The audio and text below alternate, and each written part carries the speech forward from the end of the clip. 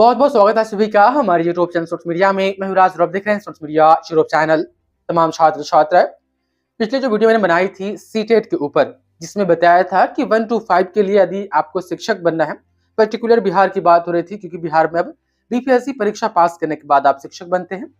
तो मैंने बताया था उसमें कि सीटेट पेपर 1 किन के लिए है, पेपर 2 किन के लिए है। तो पेपर 2 6 to 8 था, पेपर 1 1 to 5 था। साथ ही मैंने ये भी कहा था कि यदि 9th 10th का शिक्षक आपको बनना है या 11th 12th का शिक्षक बनना है तो उसके लिए एक स्टेट एग्जाम होता है। ध्यान रहे ये स्टेट एग्जाम ये सिर्फ बिहार पर ही लागू होगा, सभी स्टेट का अलग अलग इंतजाम है। 9th 10th 11th 12th Bihar में शिक्षक बनने के लिए पहले स्टेट परीक्षा पास होने के जस्ट बाद जो है कि काउंसलिंग वगैरह होता था और ज्वाइनिंग हो जाती थी, लेकिन अब है कि स्टेट परीक्षा पास करने के बाद भी आपको बीपीएससी परीक्षा पास करनी होगी।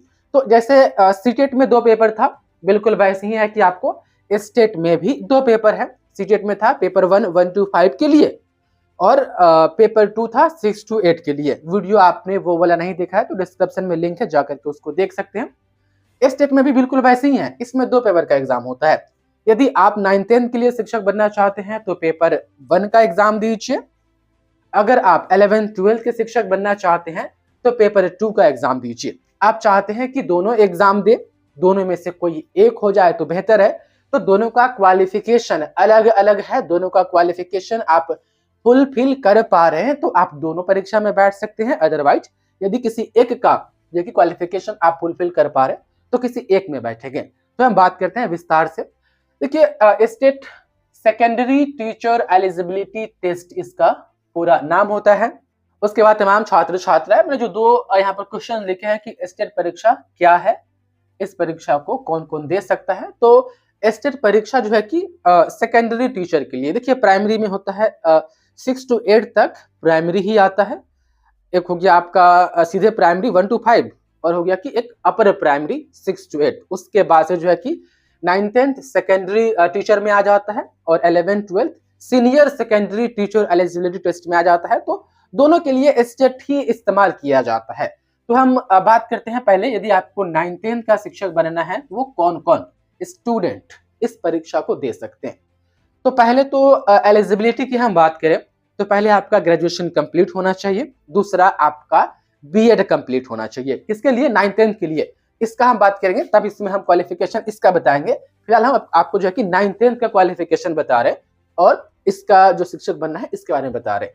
तो आपका बीएड प्लस ग्रेजुएशन, ये 2 चीजें क्लियर है, क्लियर होना चाहिए। अपेयरिंग वगैरह में स्टेट एग्जाम में जो है कि मौका नहीं मिलता है, आपका एकदम क्लियर होना चाहिए। इस फॉर्म, यदि ये फॉर्म आता है बिहार में तो अब हर साल आएगी, ऐसी सरकार बोली है। अब 2 बार तो अभी हाल ही में हो गया। तो अपेयरिंग में इसको नहीं दिया जाता है, आपका बीएड प्लस ग्रेजुएशन एकदम क्लियर होना चाहिए। अब देखिए, यदि आप चाहते हैं कि हम किसी भी भाषा के शिक्षक बने, हिंदी हो सकता है, उर्दू हो सकता है, इंग्लिश हो सकता है, जितने भी भाषाएं होती है पर्टिकुलर बिहार में जहां से जो है कि ऑनर्स वगैरह करवाई जाती है, और बाजाबता किस किस भाषा के लिए 9 भाषा में शिक्षक बनने के लिए स्टेट का जब फॉर्म भराया था तो उस वक्त दिया गया था, जिसमें से मैथिली भोजपुरी वगैरह भी शामिल था, संस्कृत वगैरह मोटा मोटी मान के चलिए। तो यदि भाषा का शिक्षक आपको बनना है तो उसी भाषा में आपका ऑनर्स होना चाहिए और उसी भाषा से आपका बीएड होना चाहिए। देखिए यूपी में इसका एक अलग कॉम्बिनेशन बन जाता है, पर्टिकुलर बिहार की बात कर रहे हैं, वहां पर जो है कि बीएड में यूपी में टीचिंग सब्जेक्ट 2 चूज करना पड़ता है, फर्स्ट ईयर में अलग, सेकेंड ईयर में अलग। बिहार में ऐसा नहीं होता है, फर्स्ट ईयर हो या सेकेंड ईयर। यदि आपने अंग्रेजी से ग्रेजुएशन किया है तो आपका बीएड में दोनों साल में अंग्रेजी ही टीचिंग सब्जेक्ट या पैरागोजी सब्जेक्ट या मेथड पेपर कहा जाता है, तो यहाँ एक ही रहता है। तो ये सारी चीजें बिहार पे लागू होगी। तो भाषा का शिक्षक बनना है तो आपको उस भाषा से पर्टिकुलर स्नातक आपका होना चाहिए, उससे बीएड होना चाहिए और उसी से आप स्टेट परीक्षा पास करेंगे, फिर बीपीएससी में बैठेंगे, उसमें पास करेंगे, तब आप शिक्षक बनेंगे। तो भाषा के लिए दिक्कत नहीं है, भाषा के लिए आपको उसी सब्जेक्ट से ऑनर्स प्लस बीएड होना चाहिए। अगर आपको 9th 10th का मैथ का शिक्षक बनना है तो आपका मैथ ऑनर्स होना चाहिए, मैथ ऑनर्स प्लस मैथ से ही आपका बीएड होना चाहिए, फिर मैथ से आप स्टेट परीक्षा पास करेंगे, फिर मैथ से ही आपको शिक्षक बनने के लिए बीपीएससी परीक्षा पास करनी पड़ेगी। ये हो गई। अब यहाँ पर साइंस, देखिए मैथ जो है कि साइंस का पार्ट है, लेकिन मैथ का शिक्षक अलग बनाया जाता है, साइंस का शिक्षक अलग बनाया जाता है। ऐसा इसलिए क्योंकि यहाँ पर देखिए साइंस का शिक्षक वही बन सकते हैं जिनका बोटनी और जूलॉजी उसमें से या तो एज कोई एक ऑनर्स हो या दोनों सब्सिडरी हो। किसी किसी का होता है कि जूलॉजी ऑनर्स है और बोटनी और केमिस्ट्री सब्सिडरी है, तो उसमें तो मैथ है नहीं, तो मैथ का शिक्षक कैसे बनेंगे? मैथ का शिक्षक बनने के लिए यह जरूरी होता है कि आपका ऑनर्स मैथ होना चाहिए या फिजिक्स होना चाहिए, ये दोनों मैथ या फिजिक्स। यदि फिजिक्स है तो आपका मैथ एज ए सब्सिडरी होना चाहिए, या आपका मैथ ऑनर्स है तो फिजिक्स केमिस्ट्री सब्सिडरी होना चाहिए। समझ रहे हैं? अगर मैथ भी नहीं है, आप साइंस से है, मैथ भी नहीं है, फिजिक्स भी नहीं है, तो आप मैथ के शिक्षक नहीं बन सकते हैं। फिर आप केमिस्ट्री, जूलॉजी, बॉटनी, ये तीन हुआ, इस तीनों में से कोई आपका ऑनर्स होगा और दो सब्सिडरी होगा, तो आप साइंस के शिक्षक बनेंगे, न कि मैथ के। तो किसी किसी का होता है कि केमिस्ट्री ऑनर्स है और जूलॉजी और बॉटनी जो है कि उनका जो है कि क्या होता है, एज ए सब्सिडरी होता है, या बॉटनी ऑनर्स है और जूलॉजी और केमिस्ट्री एज ए सब्सिडरी हो गया, तो वह साइंस के शिक्षक बनेंगे, मैथ के नहीं बनेंगे। तो फिर वही है कि आपको साइंस से ही बीएड करना होगा, हो जाता है साइंस से बीएड। केमिस्ट्री से बीएड पर्टिकुलर तो नहीं होता है, लेकिन जो है कि आपको फिजिकल एजुकेशन या फिजिकल साइंस से बीएड हो जाता है। यदि आपका जूलॉजी ऑनर्स होता है तो जूलॉजी से बीएड नहीं होता है, लेकिन ध्यान रहे स्टूडेंट, जूलॉजी और बॉटनी दोनों बायोलॉजी का ही पार्ट होता है, तो बायोलॉजिकल साइंस से बीएड हो जाता है, तो टेंशन नहीं लेना है। ठीक, साइंस के शिक्षक बनने के लिए आपको मैंने बता दिया कि कौन कौन सब्जेक्ट होते हैं। तो पर्टिकुलर उस सब्जेक्ट से आपका स्नातक होना चाहिए, उसी से आप बीएड की परीक्षा पास करेंगे और उसी सब्जेक्ट से फिर आप एस्टेट की परीक्षा पास करेंगे और उसी सब्जेक्ट से आप जो है कि बीपीएससी शिक्षक भर्ती परीक्षा पास करेंगे, तब आप साइंस के शिक्षक बनेंगे। देखिए हाल ही में जो कॉमर्स के लिए जो अभी एस्टेट का एग्जाम हुआ था, कॉमर्स का 9th-10th में सब्जेक्ट कॉम्बिनेशन बना ही नहीं, इसलिए कॉमर्स वाले स्टूडेंट एस्टेट परीक्षा में नहीं बैठ पाए, वह 9th-10th के शिक्षक नहीं बन पाए। उनको 11th-12th के शिक्षक बनने के लिए एक और जो है कि क्वालिफिकेशन ऐड होगा, इसमें हम बात करेंगे।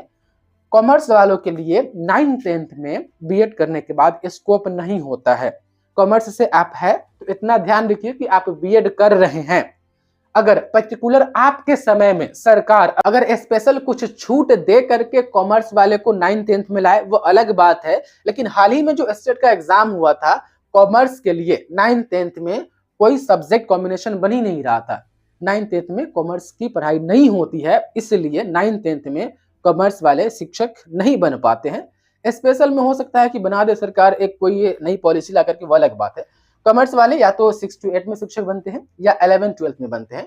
तो कॉमर्स वाले इस बात का इतना याद रखिएगा कि आप बीएड करने जा रहे हैं कॉमर्स से, तो इतना याद रखिएगा कि 9th-10th में शिक्षक बनने के लिए आपके चांसेस न के बराबर है।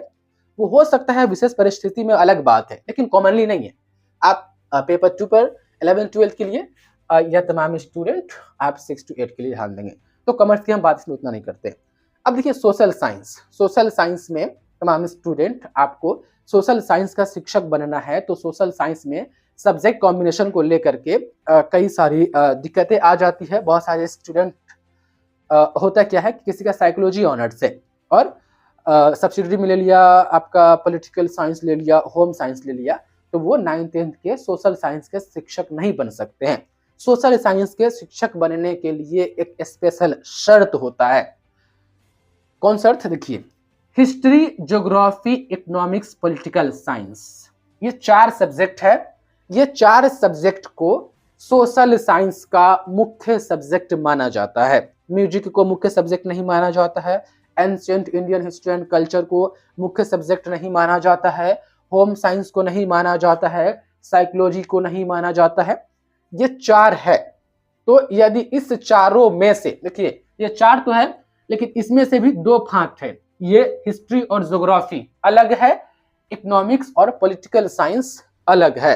तो जो अभी हाल ही में जो नोटिफिकेशन आई थी उसमें क्लियर कर दिया गया था कि यदि आप सोशल साइंस के शिक्षक बनना चाहते हैं 9th-10th में, तो ये दोनों सब्जेक्ट इकोनॉमिक्स और पॉलिटिकल साइंस, इसमें से मतलब कि इस चारों में से कहा गया था कि 2 आपका होना जरूरी है। कोई एक ऑनर्स हो सकता है या कोई एक सब्सिडरी हो सकता है, लेकिन चारों का होना जरूरी है। और चारों में से, मतलब चारों तो मुख्य है, लेकिन चारों में से फिर 2 और मुख्य है। तो वो 2 कौन?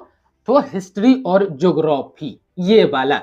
हिस्ट्री और ज्योग्राफी, इसमें से कोई आपका एक ऑनर्स है या कोई आपका एक सब्सिडरी है, ठीक, कोई एक ऑनर्स या कोई एक सब्सिडरी, तब जाकर के आप सोशल साइंस के शिक्षक बन सकते हैं। उदाहरण के लिए समझिए कि किसी का पॉलिटिकल साइंस ऑनर्स है, ये हो गया ऑनर्स, और इसमें से कोई एक सब्सिडरी है तब बन सकता है। इकोनॉमिक्स किसी का ऑनर्स है, इस दोनों में से कोई एक सब्सिडरी है तब बन सकता है सोशल साइंस का शिक्षक, या यही आपका ऑनर्स है और यही आपका सब्सिडरी है तो और अच्छा है। लेकिन तमाम स्टूडेंट ये दोनों नहीं है, और आपने इकोनॉमिक्स ऑनर्स ले रखा है और पॉलिटिकल साइंस आपका एज ए सब्सिडरी है, और कोई एक आपका साइकोलॉजी सब्सिडरी है या होम साइंस सब्सिडरी है, तो वैसे परिस्थिति में जो है कि आप सोशल साइंस के शिक्षक नहीं बन सकते हैं। तो ध्यान रखिएगा, फ्यूचर में आपको सोशल साइंस का शिक्षक किसी को भी बनना है तो ग्रेजुएशन करते समय यह ध्यान रहे कि इस चारों में से 2 का होना जरूरी है और 2 में से भी इसमें से 1 का होना जरूरी है, तब जाकर के आप 9th 10th के शिक्षक सोशल साइंस के लिए बन सकते हैं, अदरवाइज आप नहीं बन सकते हैं। तो इस बात का आप लोग ध्यान रखिएगा। तो 9th 10th में मैंने पूरा बता दिया कि भाषा के लिए अगर शिक्षक बनना है तो क्या करना है, मैथ के लिए, साइंस के लिए, कॉमर्स का कोई जो है कि उसमें स्कोप दिखता नहीं है, सोशल साइंस के लिए शिक्षक बनना है तो क्या करना है। तो ये 9th 10th का हो गया। अब आते हैं 11th 12th में कि आपको पर्टिकुलर आपने इसमें से कोई भी ऑनर्स किया है तो किस तरीके से आप 11th 12th का शिक्षक बनेंगे। तो तमाम स्टूडेंट, ये जो 9th 10th वाला था, यहाँ पर हम साइंस का शिक्षक बन रहे थे, सोशल साइंस का शिक्षक बन रहे थे, लेकिन इधर आकर के साइंस और सोशल साइंस का शिक्षक नहीं होता है। इधर जो होता है वो सब्जेक्ट वाइज होता है। 11th 12th के शिक्षक आप सब्जेक्ट वाइज बनते हैं, आप साइंस के शिक्षक नहीं कहलाते हैं, आप जो है कि आर्ट्स के शिक्षक नहीं कहलाते हैं, भी हम बात करेंगे। पहले इसके क्वालिफिकेशन की बात कर ले कि पेपर 2 11th 12th वही दे सकता है जिसके पास स्नातक हो पर्टिकुलर उसी सब्जेक्ट में। यदि किसी को अंग्रेजी का शिक्षक बनना है तो स्नातक भी अंग्रेजी से हो, बीएड भी अंग्रेजी से हो, और 11th 12th के लिए स्नातक प्लस बीएड प्लस पीजी यानी एमए, एमएससी, एमकॉम तीनों में से कोई एक आपका होना चाहिए। मान लेते हैं कोई हिंदी का शिक्षक बनना चाहता है 11th 12th के लिए, तो उसको स्नातक हिंदी ऑनर्स करना पड़ेगा, बीएड हिंदी से करना पड़ेगा, प्लस में एमए में उसका हिंदी होना जरूरी है। तो एमए जिसे हम पीजी कहते हैं, तो हिंदी से ही उसका एमए होना चाहिए, तब जाकर के वो हिंदी का 11th 12th का शिक्षक बनेगा।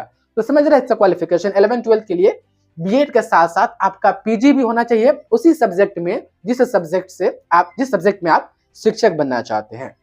भाषा के लिए हर भाषा के लिए अलग अलग शिक्षक बना जाता है। इधर भी वही चीजें था कि भाषा में तो कोई दिक्कत नहीं होता है, भाषा में कोई सब्जेक्ट कॉम्बिनेशन की कोई दिक्कत नहीं है, बस उससे आपका ऑनर्स है, उससे बीएड आपने कर लिया, नो दिक्कत, कोई कॉम्बिनेशन नहीं। अब यहाँ पर आइए आर्ट्स में, आर्ट्स सब्जेक्ट वाइज होता है। इधर था कि आप साइकोलॉजी के शिक्षक 9th 10th में आप तभी बन सकते हैं जब ये वाला दोनों आपका होगा तब, या आप होम साइंस के शिक्षक तभी बन सकते थे जब ये वाला होता तब।